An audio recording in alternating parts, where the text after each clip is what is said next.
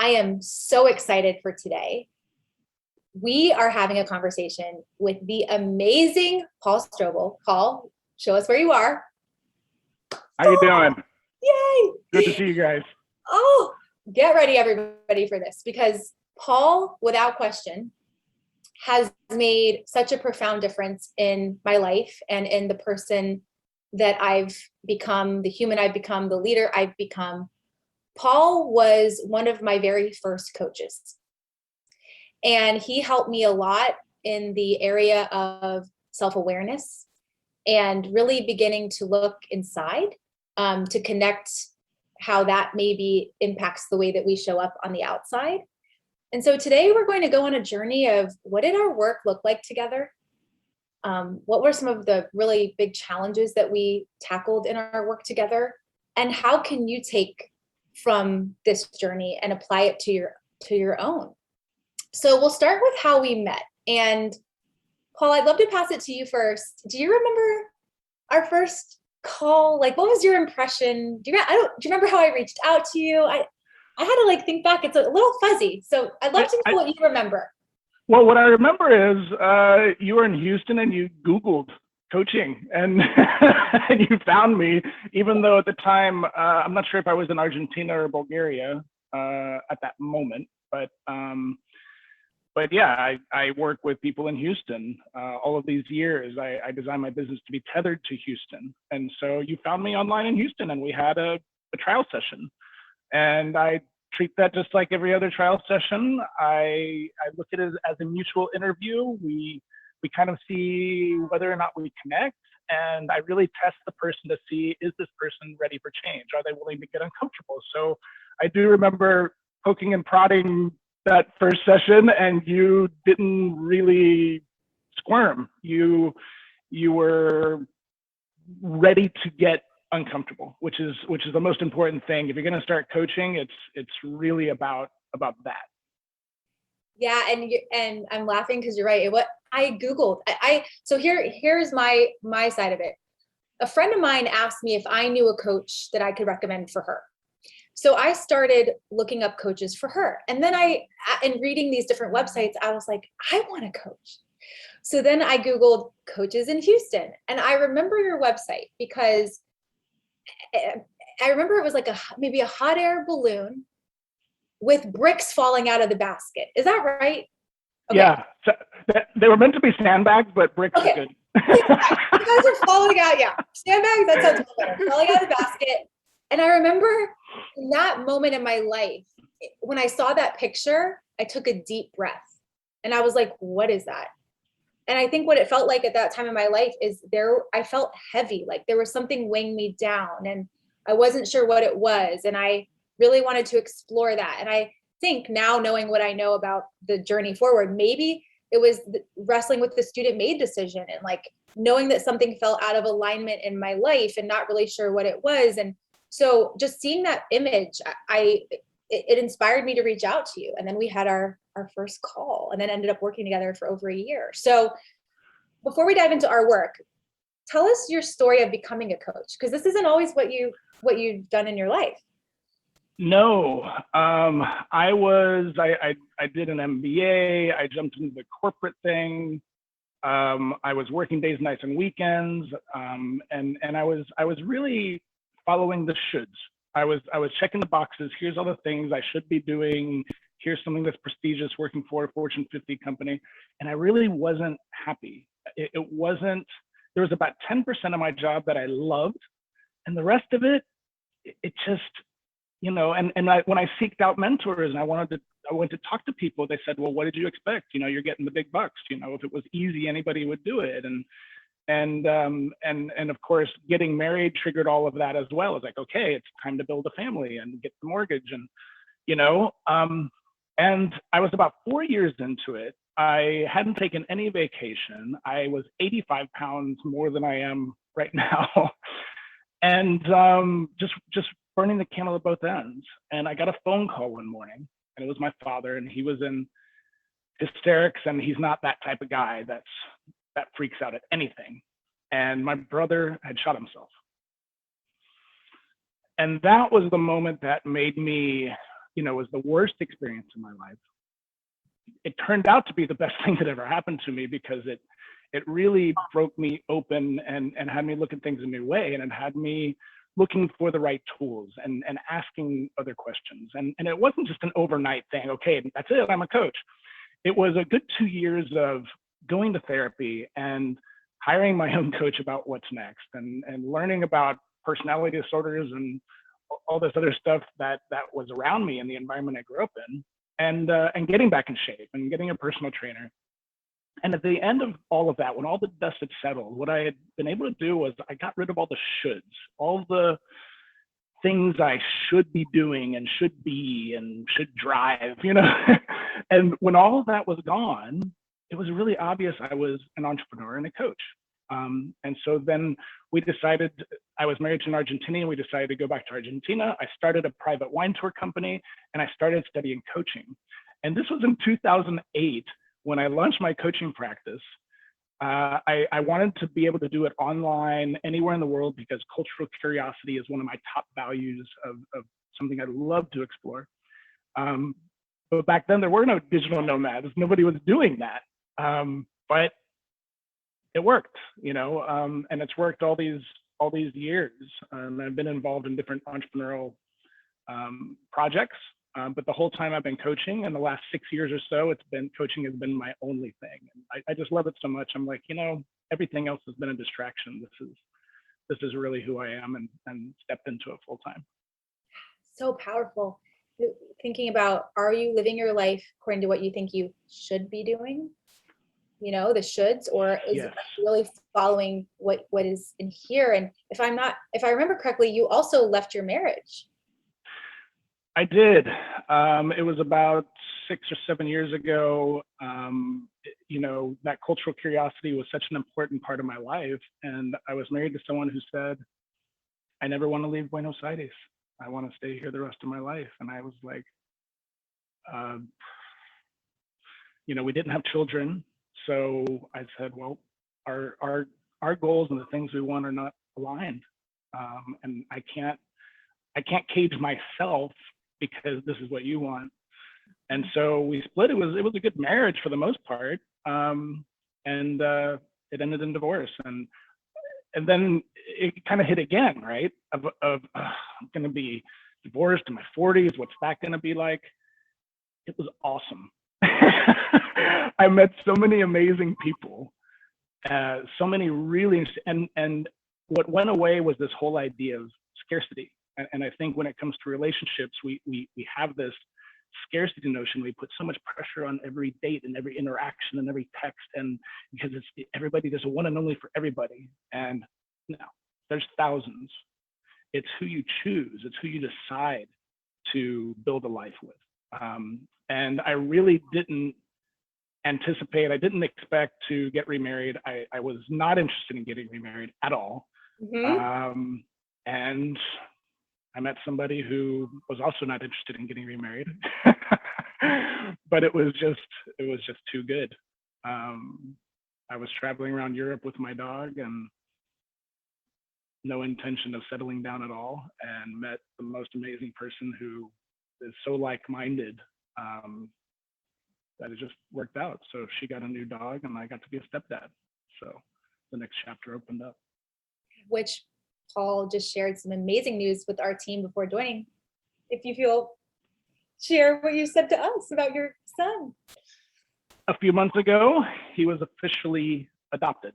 So he now has my last name, which is also cool because I was adopted at birth. And so he thinks it's super cool that, hey, we're both adopted. So really, really cool. And of course, when we travel internationally, that makes things a lot easier that we don't have 3 different last names, right? So we all have the same last name now.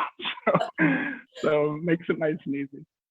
And I think I remember being just so inspired by this story and really being inspired by how you really created the life that you wanted and dreamt of and followed what was in here. And and what that caused you to have to do was kind of blow up certain parts of your life. Like you had to leave the marriage, you had to leave the job, you had to,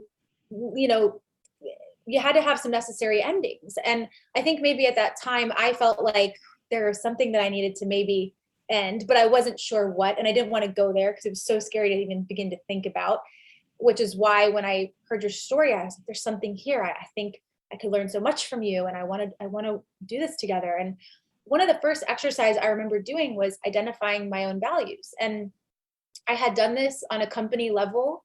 We wrote about this in Permission to Screw Up, identifying our team core values, but I had never really put intention around my own personal values. And you gave me an exercise to think about those and to identify what mine were. And then I remember also telling you about Spiros, and we talked about relationships, and you asked me, do you feel that you both embody the same values? Or do you hold, the same value on the same things? Because if not, that could be something that could be really hard later in your marriage, in your life. And that was it was such a simple exercise, but really, really powerful. And they were values that I leaned on in the pandemic, to lead myself, to lead the people around me. So maybe share more of like, what, why do you start there? And what can someone do if maybe they haven't identified these values for themselves? If the reason that's something that it's one of the things I lead with, there's beliefs and then there's values,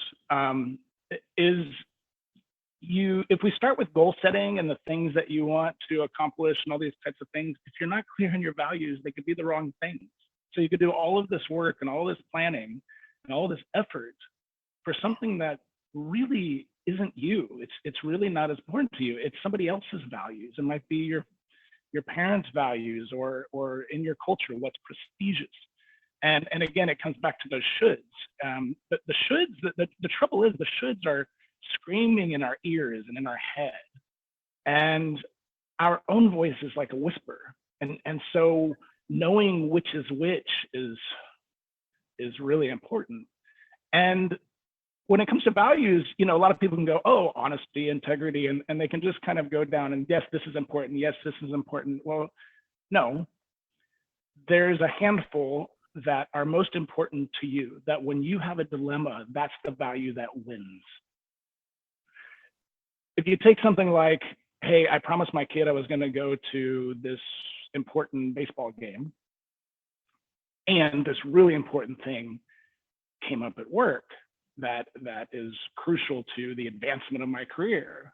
Well, there's no correct thing to do in that situation for objectively. There's no correct thing. But each person, what is the most important thing? What's going to win out right now? There's a value there, or you're making a choice. And all a dilemma is two values coming crashing into one another. So when you have a dilemma, that's an opportunity to say, if you don't know your values, you can say, okay, what are the two values that I'm struggling with here? Why is this such a dilemma, and why am I having a hard time making the decision? It's because both things are very important to you. So you're starting to uncover what your values are. Yeah. And when we did the exercise, I identified 5 values. And then since we've worked together, I've continued to think on those 5 things, and I've been able to condense them to 2. And so to kind of help you see what Paul's talking about here, my 2 are courage and compassion. And whenever I'm faced with any dilemma, I can't think of a time where my values haven't shown me the way. If I can think about what is the most courageous, way to show up here, the most compassionate way to show up here, I know that I will have an answer if I think that way.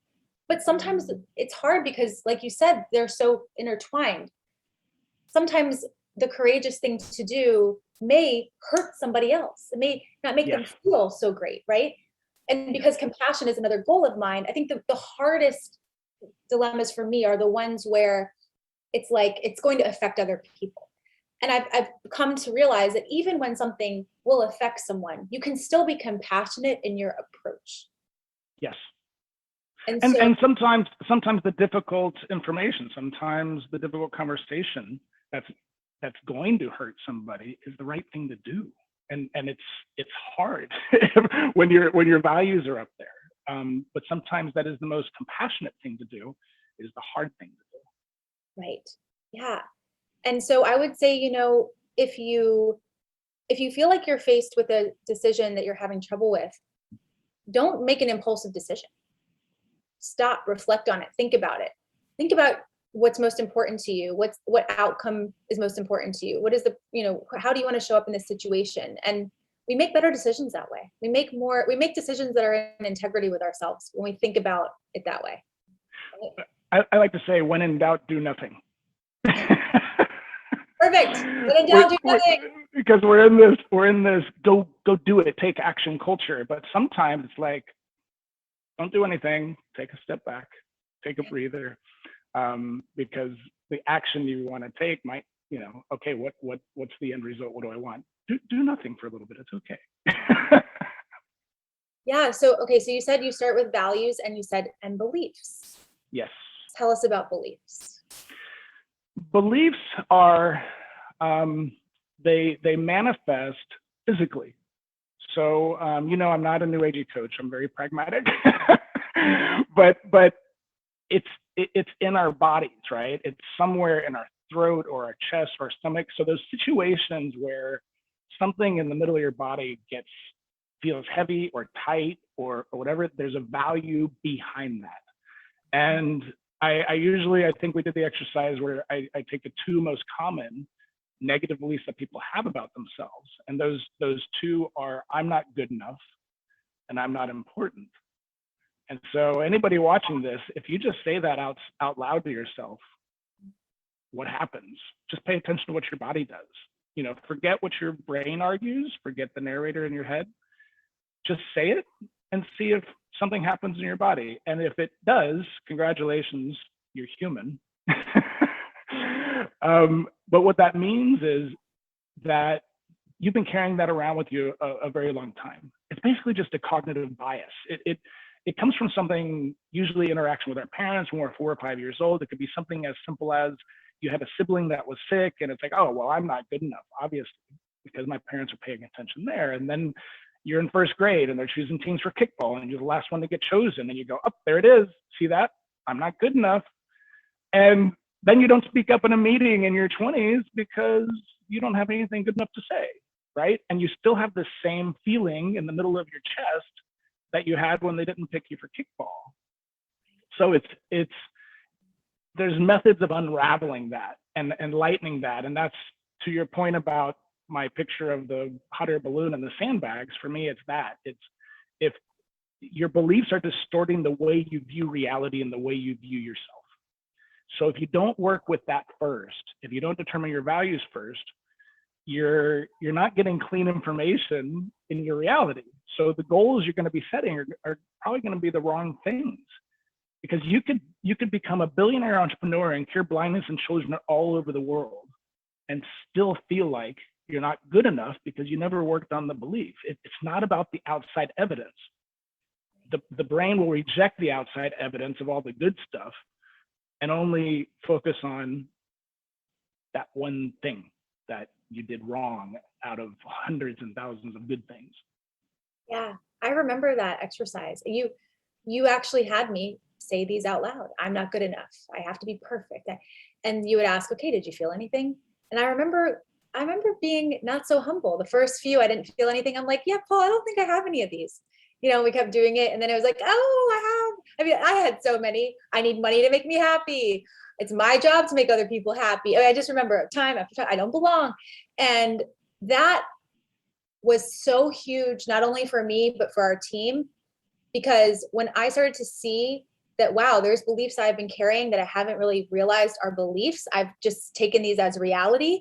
I didn't realize I could change these beliefs about myself. And I started to realize that. Then I thought, oh, wait, as a team, what does everyone else have? And then we started to do our limiting beliefs work together. And now we teach that work, right? And you actually had calls with each member of our team about that very topic. Yes. And beliefs, they only survive when they're absolutely 100% true, like completely black and white. It's absolutist thinking. And so when you can crack the door open to the possibility that it might not be true, it starts to fall apart. The belief just starts to fall apart. The sandbag starts to leak.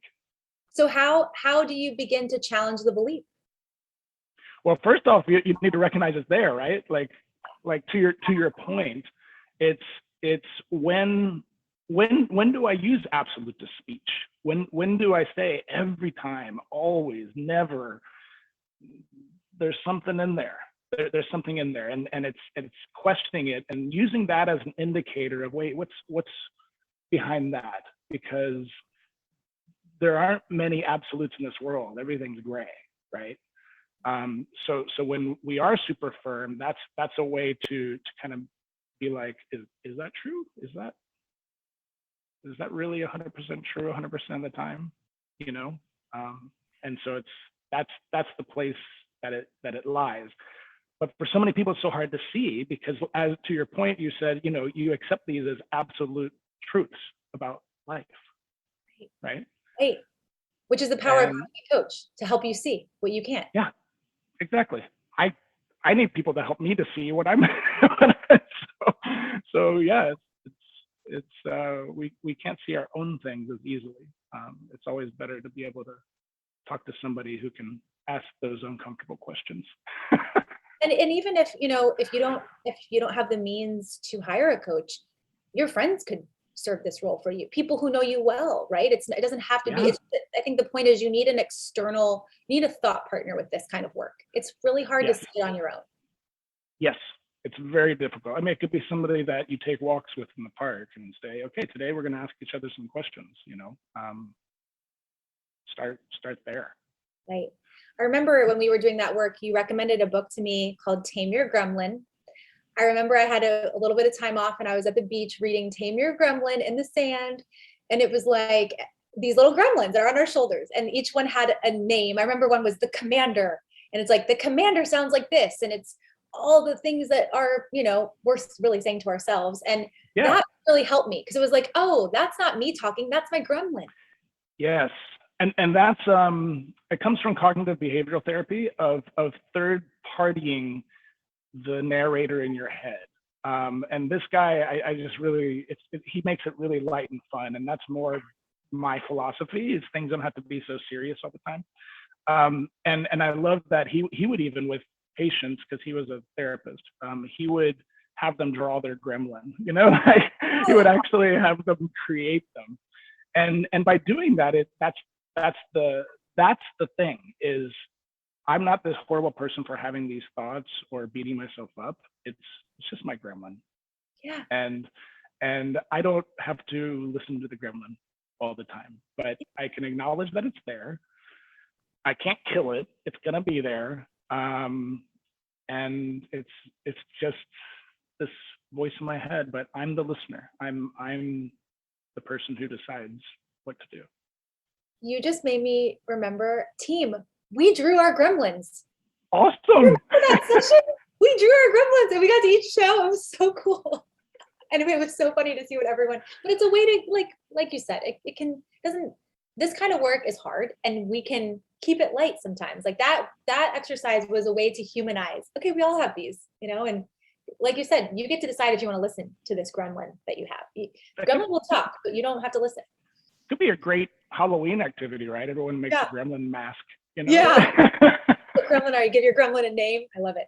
Okay, let's shift to the hardest assignment you gave me in our coaching journey, which was writing my eulogy. Tell us about that.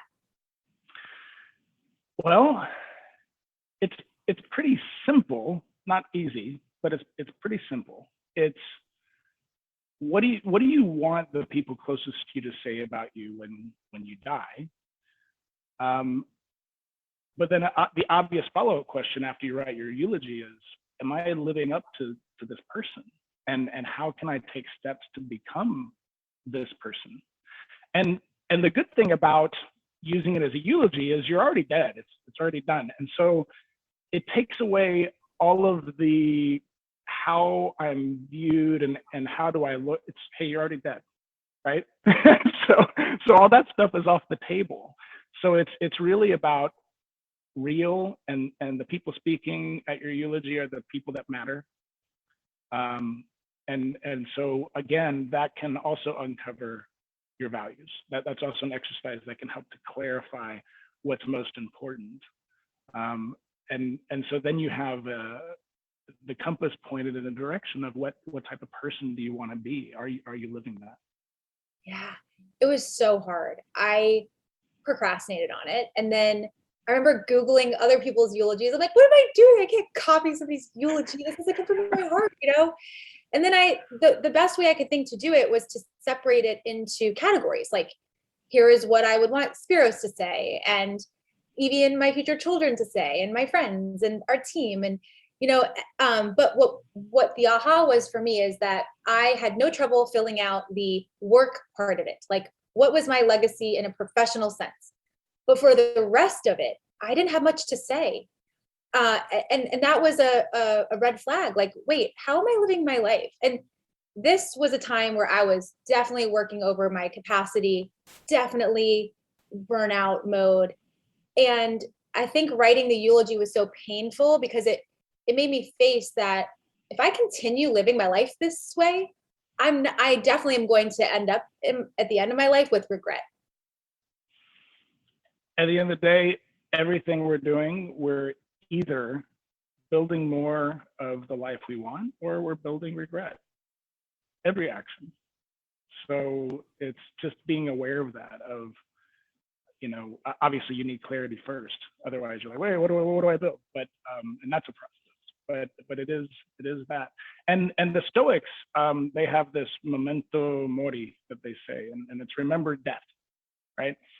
And, you know, death, I think, is our greatest teacher. And even my story I told at the beginning of this, my brother's death was that wake-up call for me. I call it making friends with death. Is because nothing is life and death except life and death. Everything else is just experiment and screw up sometimes, and it's okay, but just keep experimenting, keep trying, and keep searching and keep going, and it just isn't that important if it fails, if you make mistakes. It just doesn't matter. So it's not going to kill you. So I love that concept of, you know, contemplation of death, and really putting that at peace of knowing you're going to die. It doesn't, it sounds serious, but it's not. It actually lightens everything when you have this full acceptance of what death is, and that it is coming. And so what do you want to do? If you're not living it now, when? Right. Someday is now. Right. And not doing something, not changing something is a choice. It's a choice to change, and it's a choice to not change. And when I wrote the eulogy, which, by the way, is in the chat if you want to read my eulogy, that I made it public because accountability is important to me. And after I finished the exercise, which I took it as, this is the person I aspire to be, because I recognized that what I was writing, some of the things aren't true right now, but I want to be this. I want people to say this. This is the impact I want to have on people. So after I wrote it, I actually sent it to the people I care about most in my life. I said, this is the exercise I did. This is what I came up with for myself. And I want you to hold me accountable to this. This is the person I want to be. And if you feel like I'm not being this person, I really want to know. And that was very vulnerable, right? I remember having so much trouble, and we had a call. You're like, how's it going? I'm like, it's very, and you're like, don't take it too seriously. You're dead, remember? And I was like, oh, lighten it up. And then that was like the spark that let me, you know, but highly recommend, highly. And we talk a lot about think days and break weeks. And, you know, this would be something, if you want to have a think day for yourself, great exercise, write your eulogy, see what you come up with. Speaking of death, one thing that we talked about a lot is my fear of death. I have an immense fear of losing people that I love. And to the point where it was, and I think it's mainly shows up in my relationship with my parents, to where I over compensate. Like when I visit them, I'm like, when's the last time you've been to the doctor? What do they say? Oh, let's look at what's in the fridge. Oh, we need some more fruits and vegetables. Oh, let's go for a walk. How many steps does it say you've gotten in on your, and I remember talking about this because every time I would go home to my parents, it felt like, it didn't feel good. And I will never forget what you said to me. I don't know if you remember this. You said, okay, if you had guests in your home, and the moment they got to your home, they're asking you, let me see how many steps your pedometer has registered for the day. What's in your fridge? We should go for a walk. You know, would you ever invite those guests back to your home? I'm like, that'd be terrible. No. But yet I was doing it every time with my parents. Do you remember that? I remember, and that's a simple thing. When you have people you care about, or there's some conflict or discomfort or whatever's happening, turn it around. Okay, how am I acting? What if I had somebody, just turn it around and see how that would be, and you can see how ridiculous it can be. So your gremlin was alive. The commander was going into the house, right? And it's like, here, mobilize this and Yeah, my parents were like, it stresses us out when you're here, and after talking to you about this and really unpacking it and realizing that it was stemming from fear. Yes. Because I think what I was unsure of is, why do I show up this way with them? Why do I feel this Yeah. need to like tell them what to do? But it was stemming from fear. And then I explored the fear, learned to like move, past that fear. Like you said, make friends with the fear. And then really try to think about, how would I want a guest in my home to treat me? And that's like how I showed up. And it totally changed my relationship with my parents. Like, for Awesome. one, it was way more fun to visit them because I didn't feel like I had to play that role, and they enjoyed my visit a lot more. Yeah. Well, you came there with this burden that you had to take care of them, and like from a place of love, but it just wasn't as much fun. The relationship can't flow when it comes from that direction, right? Yeah. Awesome. I think this is connected to boundaries, because boundaries show up a lot in talking about family dynamics, really in any relationship. What do you, I'm sure you coach people a lot on this subject. What are some high level thoughts you have on boundaries? I love the way Brene Brown communicates boundaries. So I'm going to borrow some of her, paraphrase some of her stuff. A phone is ringing. Can you believe that? An actual landline. Bless their hearts. It's crazy. So boundaries are very simple. It's what's okay and what's not okay. Again, simple and not easy to do.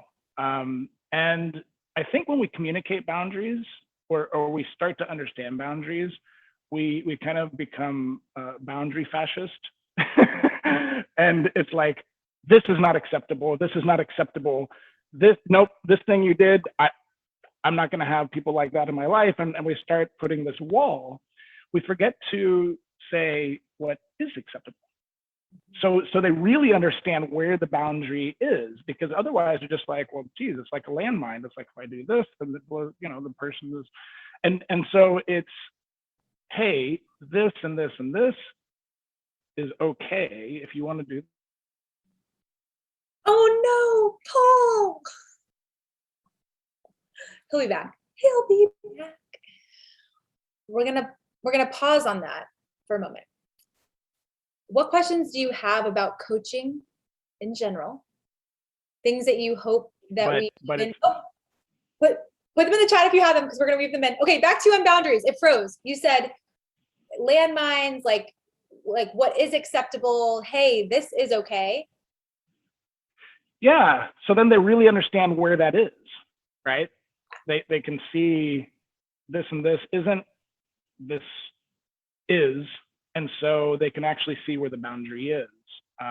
So even if there is that dysfunctional person in our life, and we all have dysfunctional people in our lives, you can at least know you communicated it well. And if they continue to cross the boundary, well, then you take the boundary to the next level. That look like? What's that? What does it look like to take a boundary to the next level? Things like actual physical no contact, maybe, or blocking, or whatever needs to be done. I find though that sometimes when you have somebody that continually crosses the boundary, sometimes just asking a question can keep them away, because dysfunctional people really, a lot of self-absorbed people, I should say, they really like to put you on the spot. They they'll ask questions to make you uncomfortable, but if you're explaining, you're losing, because that's what they want. They want you to be explaining yourself for the different things you do and tapping into your insecurities. So if you can turn it around and say, well, how do you mean exactly? Get very curious, and then they have to explain their intention of whatever they want you to be, where they're putting you on the spot. And then, especially if it's in front of other people, if it's one-on-one, a self-absorbed person is just going to attack. But when it's in front of other people, just getting very curious of, why is the information important to you? How do you mean exactly by what you're saying? I'm interested in your feedback, but how do you mean? Yeah. If you do that enough, they start to kind of keep their distance. Yeah, and this work helped me so much in the co-parenting relationship I have with Evie's mom. And this is no secret, like co-parenting is hard, and it's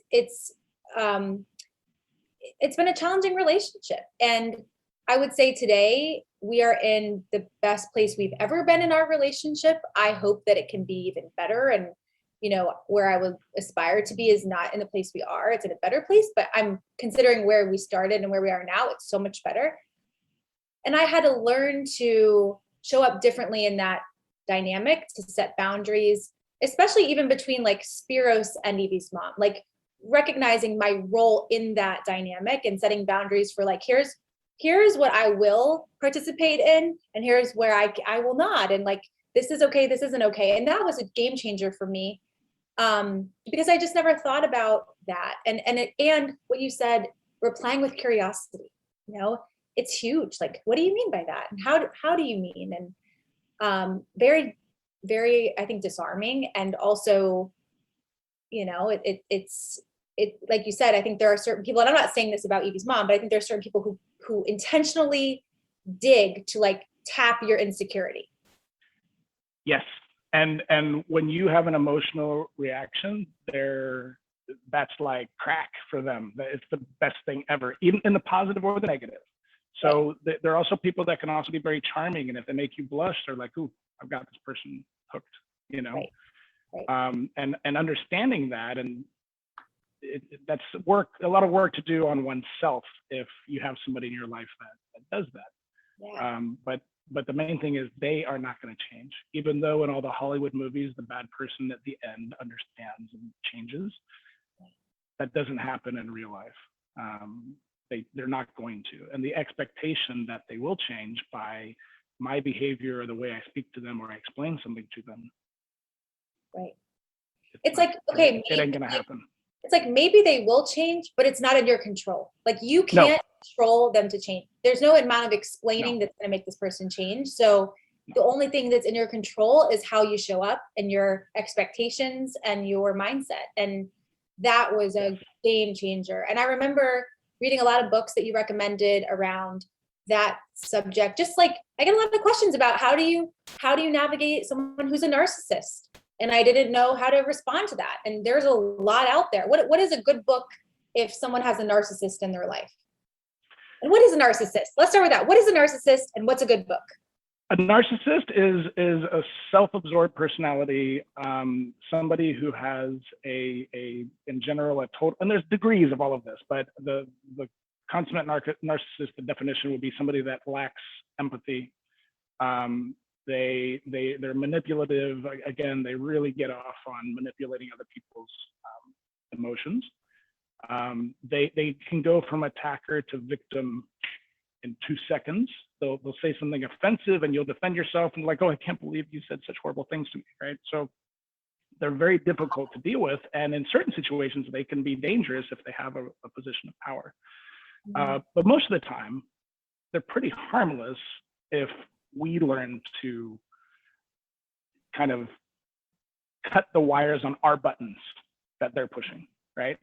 And so a couple good books. One is by Sandy Hotchkiss called Why Is It Always About You? There's another one, if people have parents who are narcissists, probably the best book out there is by Nina Brown. It's Children of the Self-Absorbed. I read that one. Good. My parents aren't narcissists though. Mom and Dad, I love you. No. Have to But say yeah, that. there's so much good stuff in there, right? Yeah. Well, she did another one, loving the self-absorbed, so people that are in relationships with a narcissist as well.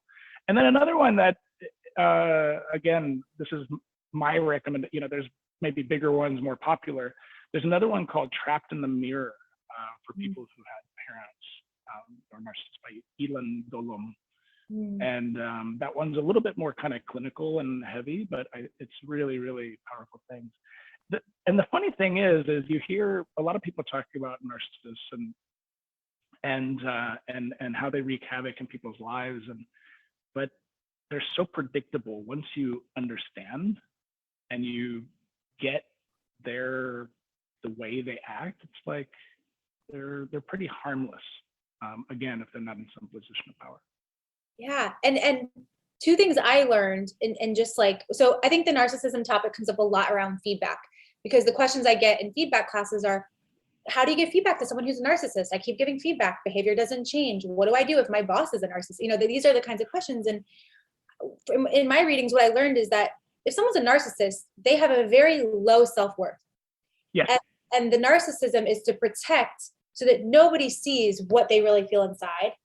And that was huge. Like, the person is acting like they have all this power and all this, but really deep down, not how they feel. And the other thing that I learned is, and I can't remember who said this, it's a pretty famous idea, that our enemies can be our greatest teachers. Yes. The people who we have the most difficulty relationships with, that press our buttons the most, there's a lot to learn about what buttons are they pressing and why. What are these buttons? Yes. Right? And whose buttons are they? Right. Own them. They're yours. Your buttons. Nobody else's buttons. They're yours. And you got to figure out what's happening here. Yes. And when you have peace with, if you have a parent, for example, who's a narcissist, and when you can have peace in that relationship, not that you're gonna hold hands and, go on long walks together or anything like that, but when you can have peace, all of your relationships are easier, all of them. And the other one is, another thought I have on that is sometimes people want to get even with the narcissist. They're like, oh, they deserve to be punished, or they're doing this illegal thing. They're already living in hell. Yeah. Remember that their self-worth is so low, and they have all this bravado, like you said, to kind of cover it up. They're so deathly afraid of being exposed. Yeah. They're already really, you would not want to be in that head. So let go of this idea of payback or getting even, because they're already in an awful place. Right. And it's so much energy, wasted energy, painful for you, and totally.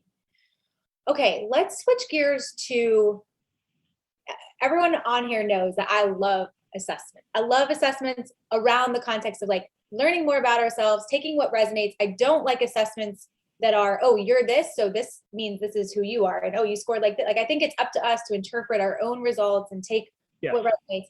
And you taught me about an assessment that I had never heard of. Tell us. It's the Bossy DNA assessment, BOSI. It was developed by Joe Abraham, who wrote Entrepreneurial DNA. I think 2011 it was published. And I worked with Joe for a while. He was a business partner of mine. And what it is, and he's very clear also that this is not who you are. It's the entrepreneurial lens you're looking through right now. And it can change and evolve throughout your life. It can change depending on your role, whether you're an employee or you own a company. So it's not something that's set in stone, but it's very simple. It's only 10 questions or 20 questions on the advanced assessment. And this is what I administer at Rice University's MBA program in their entrepreneurship classes in all three of their MBA programs.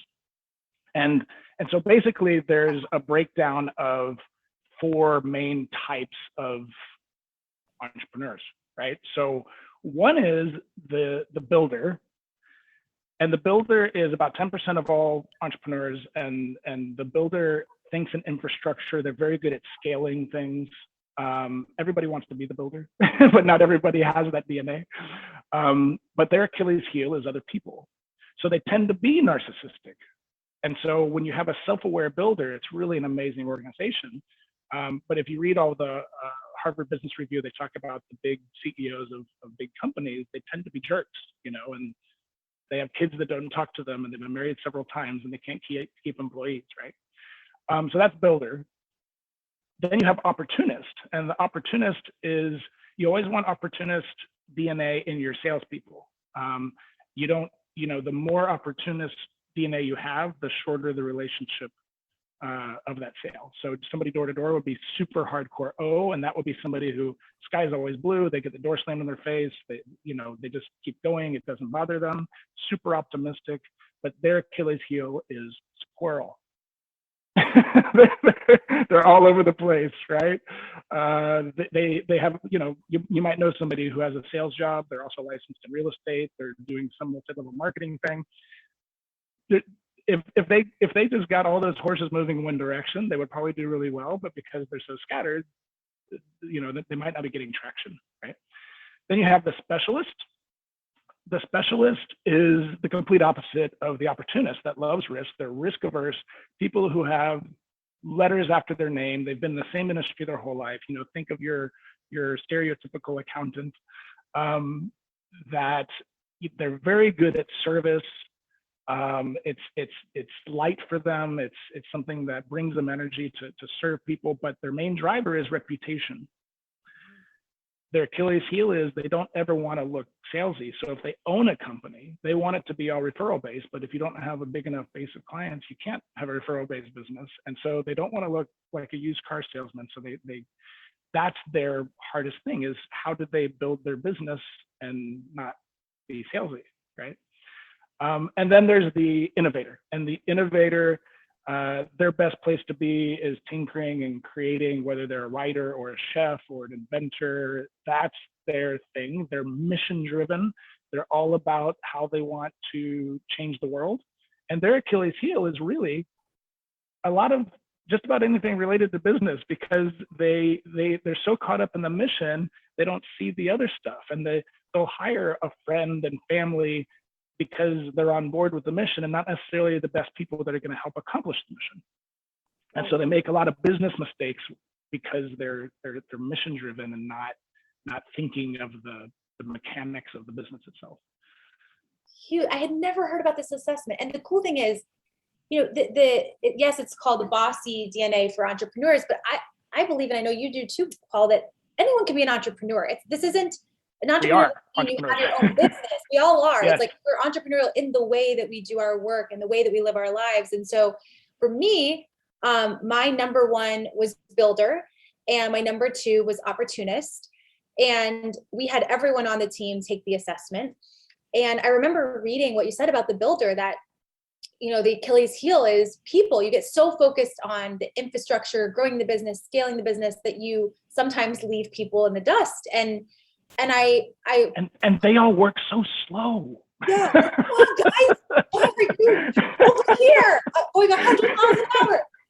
So I would like to think that I am on this more self-aware builder side, though I'm also very aware that I wasn't always that. And one of the things that we did in our work together, I remember reading the Bossy book, and there was a prompt of an idea of sending a survey to people who are in your life and asking them how they would describe their relationship with you. Sent it to the team, sent it to some friends, sent it to Spiros, my parents, my sister. And it really made me aware of some blind spots. Like, one of the things I recognized is I expect people to keep my pace. It was a very eye-opening, okay, I need to really think about this. So that assessment just made me more intentional about, as I'm building a company, I have to be very mindful of how I show up as a human, because my brain, I'm naturally wired to just be like, we can go here. Can't you guys see it? And everyone's like, what? Yeah. And in business, it's really about partnering and hiring people who don't think like us. And you want all parts of that B, O, S, and I to be fulfilled, right? you're going to need people that are doers and just doers, and they get stuff done. So you need the specialists. You need to constantly innovate. So you need some of those creative thinkers on your team too, so that you can pivot and have some out of the box ideas that might really put the business on track. And if you don't have somebody selling things or can promote what you're doing, you need that opportunist. The traditional thing, I've done this in a lot of big companies. Probably the biggest thing that I see in companies all the time is the sales team and the operations. And it's like the operations is just like, I can't believe you promised that to them. How we're the ones that actually have to do it. We can get it done. And then of course the sales team is going, hey, can't you guys get it together? You need to deliver this. I'm in front of the client here, and this needs to be done. Otherwise I look like a jerk. So when they can understand each other, when operations and sales can understand each other, that's huge. That and have empathy and understand that, wow, I can't do that, and the other one goes, I can't do that. Yeah. And you really get, you can build a much better interaction. Huge. We had our whole team take it. Look at Amanda's put everyone's results in here. I would encourage you, take the Bossy assessment, search. You can find it. Rachel put the link in the chat. There's a book that goes along with it. If you're on a team, having everyone on your team do it, huge. Paul, I can't believe we are almost at an hour. Thank you so much. Wow. Isn't Paul amazing? Just like, even just talking to you now, it just brings me back to all the work we did together, and it was so huge. Like you changed my life. You 1000% changed my life. And the work we did together was the spark of transitioning Student Made and really building a life that I felt in here, but wasn't quite sure how to make external. And thank you. And I know, I'm sure there are people here who want to stay in touch with you. Maybe you want to hire Paul as the coach. You should, if you can. Oh my gosh. How can people get in touch with you? Same website for the last 15 years. It's confidecoaching.com. So confide, like to confide in somebody. You'll know you're at the right website if you see the balloon with the sandbags falling out. No, it's not there anymore, but I do have a video that explains that. I have a video that kind of explains that concept further down on the page. You see on the page, you're on the right page. So thank you so much. And I'm honored, really, I'm honored. You're just the best. And the opportunist in me cannot leave this live without telling you about our latest opportunity. So we just launched our R&R retreat, which is happening December 9th. And inspired by my break weeks, inspired by the break weeks we started taking as a team, inspired by the in-person retreats that we had before the pandemic, this is a day to pause, get away from the day-to-day, get away from the noise, and really reflect, recalibrate, re-energize, realign, recenter, just get really clear on how we want to enter 2022. It's taking place December 9th from 11 to 4 Eastern on Zoom. Tickets are $149. And because we so appreciate this amazing community that comes to our live every week, we would love to give you 10% off. So if you are interested, there's a code LIVE, all caps, that will give you 10% off your ticket. And we would encourage you to secure that soon if you'd like to come, just because when we're sold out, and we expect it to be a sellout day. So hope to see you. Hope you'll take some R&R with us. Excited to see everyone next Wednesday. And Paul, thank you again so much. You're amazing. You're very welcome. Keep doing what you're doing. You're going to have the best eulogy ever. Oh, thank you. You're the best. Hugs. All right. Okay. Bye, everyone. Bye, Paul. Have a great day.